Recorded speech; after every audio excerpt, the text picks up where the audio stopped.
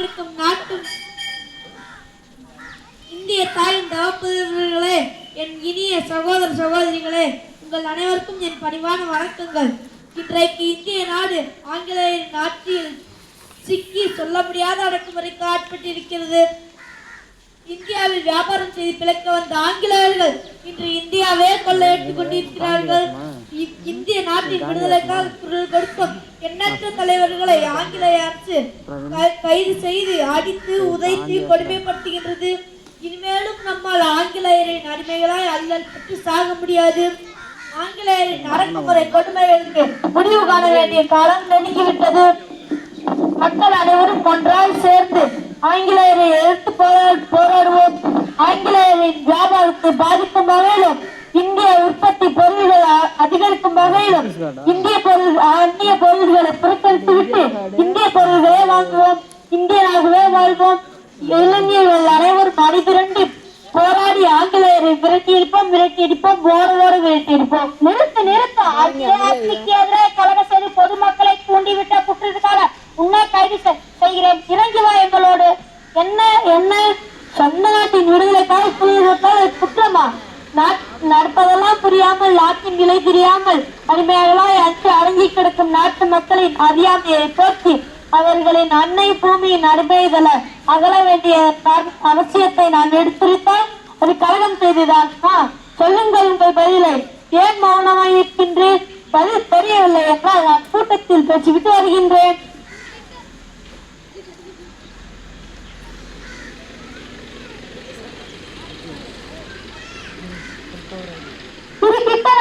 உள்நாடுவாதம் பேச வரவில்லை. ஆட்சிக்கு எதிராக கலகம் செய்து மக்களை தூண்டிவிட்ட குற்றத்திற்காக உன்னை கைது செய்து வர சொல்லி துரை எங்களுக்கு ஆணையிட்டுள்ளார். நீ பேச வேண்டியதெல்லாம் வந்து எங்கள் துரையிடம் பேசிப்போம். நேரமாகிறது, நட போகலாம். முட்டாள்கள் ஆட்சியில் ஜிம் என்றால் சிறைவாசம். தாய்நாட்டின் விடுதலைக்காக எது வந்தாலும் இன்முகத்தடி ஏற்றுக்கொள்வோம். ஆங்கிலேயரின் அடக்குமுறை ஒழிக. வந்தே மாதரம். பாரத அன்னைக்கே வெற்றி.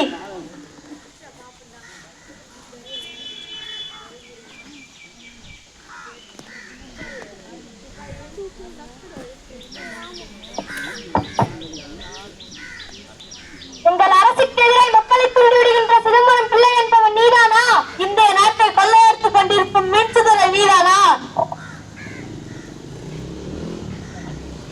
திமிராய் பேசாதே. எங்கே எவர் முன்னால் என்ன பேசுகிறோம் என்பதனை எண்ணி பார்த்து பேசு.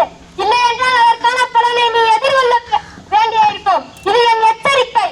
உச்சி மீது வானிடித்து வீழுகின்ற போதிலும் அச்சமில்லை என்று பாடும் வீரக்குளத்தை சேர்ந்தவர்கள் நாங்கள். எங்களுக்கே நீ எச்சரிக்கை விடுகிறாயா? நல்ல வேடிக்கைப்பா. சரி அது கிடக்கட்டும். முதலில் எதற்காக என்னை கைது செய்து கொண்டு வந்திருக்கிறீர்கள்? நான் என்ன வீடு புகுத்து கொள்ளையடித்தனா? பெறுவோர் போவோர் வருவோரிடம் மதிப்பீடு செய்தனா? நாட்டு மக்களிடையே சுதந்திர உணர்வை தூண்டி எங்கள் அரசுக்கு எதிராக சதி செய்த குற்றத்திற்காக உனக்கு தண்டனை காத்திருக்கிறது. அதற்காகத்தான் உன்னை கைது செய்து கொண்டு வர சொன்னேன். இந்திய அஞ்சு அடங்கி கிடக்கும் நாட்டு மக்களிடம் சொந்த நாட்டின் விடுதலைக்காக குரல் கொடுத்தால் அது குற்றமா? அது சரி சொல் ஆகுமா? இதற்காகத்தான் இந்த தண்டனையா? சதி செய்து நிற்கிறாயே. நான் என்ன வின்சுதிரையை கொல்ல வெடிப்பு வைப்பேனா? அல்லது கத்தியோடு வந்து குற்றம் பார்த்தேனா? இவர்களுக்கு மீறாக பேசுவன் அதையும் கூட செய்வாய். தாய்நாட்டின் விடுதலைக்காக அதையும் செய்ய நான் தயாராக இருக்கிறேன். சிதம்பரம், என் கோபத்தை கிளறாதே. அளவோடு பேச. கூட்டத்தை கூட்டி கோடையிலே கிடந்த மக்களை நீ உன் பேச்சால் என்ன தீட்டுகளை நமக்கு எதிராக திருப்பி விட்டாய். அதற்காகத்தான் உனக்கு தண்டனை. அடிமையோ அஞ்சு அடங்கி கிடக்கும் நாட்டு மக்களிடம் சொந்த நாட்டின் விடுதலைக்காக பேசினால் குற்றமா? நாட்டு மக்கள் சொந்த நாட்டின் விடுதலைக்காக குரல் கொடுத்தால் அது எப்படி? அது என்ன தவறுகின்றாய்? இந்தியாவில் தானே குரல் கொடுக்க முடியும். இலங்கைக்கு சென்றால் குரல் கொடுத்து சொல்கிறார். வெள்ளையர்கள் என்றும் திருடர்கள் என்றும் கேவலமாய் பேசுவதும் வெள்ளையர்களாட்சி ஒழிய என்று கூத்தலிடுவதும் எவ்வளவு பெரிய குற்றங்கள் என்று உனக்கு தெரியாதா? வியாபாரம் செய்து பிழைக்க வந்தவர்கள் நாட்டை பிடித்துக் கொண்டு ஆட்டம் போட்டால் திருடர்கள் என்று சொல்லாமல் தேவர்கள் என்றால் சொல்ல முடியும். வியாபாரம் செய்து பிழைக்க வந்தவர்கள் நாட்டை பிடித்துக் கொண்டு அரசாட்சி செய்தால் நாளை அரசாட்சி செய்பவர்கள் வியாபாரிகள் ஆவார்களோ என்னவோ தெரியவில்லை. அதனால் என்ன செய்துவிட முடியும்? சொல் பார்க்கலாம். ஏன் முடியாது? இந்திய மக்கள் எல்லாம் இந்திய பொருள்களே வாங்கினால்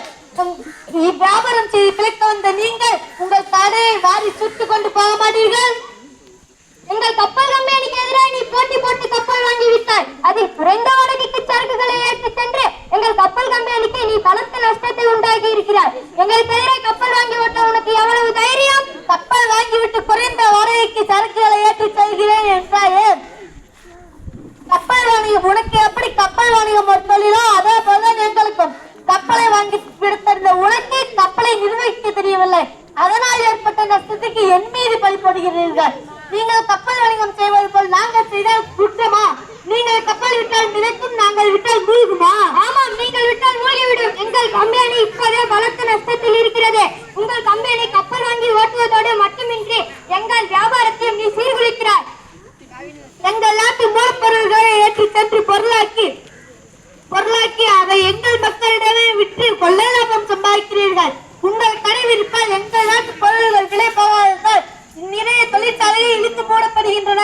இதையெல்லாம் பார்த்துக் கொண்டு நாங்கள் சும்மா இருப்போமா? அதனால்தான் உள்நாட்டு சுதேசி பொருள்களை வாங்கும்படி மக்களிடம் கூறுகின்றோம். நடக்கின்ற கதையை பேச இந்திய மக்களுக்கு மேல் வெளிநாட்டு பொருட்களின் மேல் அளவு கிடந்த மோகம். அந்த மோகம் தான் அந்த மோகம் தான் அவர்களை எங்களிடம் அடிமைப்படுத்தியது. அந்த மோகம் தான் இப்பொழுது அவர்களை எங்களிடம் அடிமைப்படுத்தியது. அந்த மோகம் இப்போதைக்கு குறைய போவதும் இல்லை. இந்தியாவை விடுதலை பெற போவதும் இல்லை. இந்தியாவை விட்டு நாங்கள் வெளியேற போவதும் இல்லை. வியாபாரம் செய்து சேர்க்க வந்தவனுக்கு இத்தனை வீராக்கா? காலம் முழுவதும் நீ இந்திய மக்களை ஏமாற்றிக் கொண்டு இருப்பாய். நாங்கள் கை கட்டி வாய்மூடி சும்மா வேடிக்கை பார்ப்போமா? ஒன்று மட்டும் உறுதியாக சொல்கிறேன், இந்திய நாட்டின் விடுதலைக்காக எண்ணற்ற இளைஞர்கள் தங்கள் இன்னுயிரையும் அளிக்க தயாராக இருக்கின்றனர். போராட்டம் நடந்து கொண்டுதான் இருக்கும். வெள்ளையர் என்னும் கொள்ளைக்காரர்கள் இந்தியாவை விட்டு ஓடும் வரை, அவர்களை திருத்தி அடிக்கும் வரை போராட்டம் நடந்து கொண்டுதான் இருக்கும். இது நிச்சயம். அடே, யாரிடம் என்ன பேசுகிறோம் என்பதை எண்ணி பார்த்தாயா? உன் வாய் திமிருக்கு நான் தக்க தண்டனை வழங்குகிறேன். கான்ஸ்டபிள், இவனை கொண்டு போய் பாதாள சிறையில் அடையுங்கள். அங்கிருக்கும் கல் டக்கினை இவனை இழுக்க செய்யுங்கள். அதுதான் இவனுக்கு சரியான தண்டனை.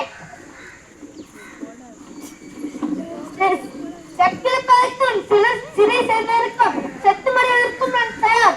அடே முட்டாளே, இந்திய நாடு விடுதலை அடைப்பதை யாராலும் தடுக்க முடியாதா? மனையடு சுதந்திரத்தை பரவட்டும். மகாத்மா காந்தி வாழ்க! சந்தேகமாகரம்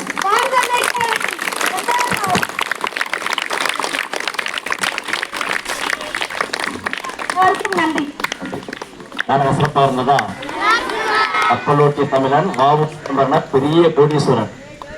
நம்ம எல்லாம் பைக்கு வாங்குவோம், கார் வாங்குவோம். அவர் ஆங்கிலேயருக்கு எதிராக ஒரு கப்பலை வாங்கி குறைந்த செலவில் நமது நாட்டிலிருந்து பொருட்களை ஏற்றி சென்று வியாபாரம் செய்வதற்கு வியாபாரிகளுக்கும் மக்களுக்கும் பெரிய தொண்டாற்றியவர். ஆனால் அவருடைய இறுதி முடிவு உங்களுக்கு தெரியுமா?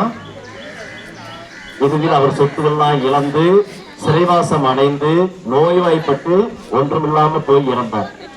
அவர்தான் நம்ம நாட்டுக்காக தியாகம் செய்த சிறந்த தியாகி. சிறப்பாக நாடகம் நடித்த மாணவர்களுக்கும் பயிற்சி ஆசிரியர் பெருமக்களுக்கும் மனமார்ந்த பாராட்டுகள். நன்றி.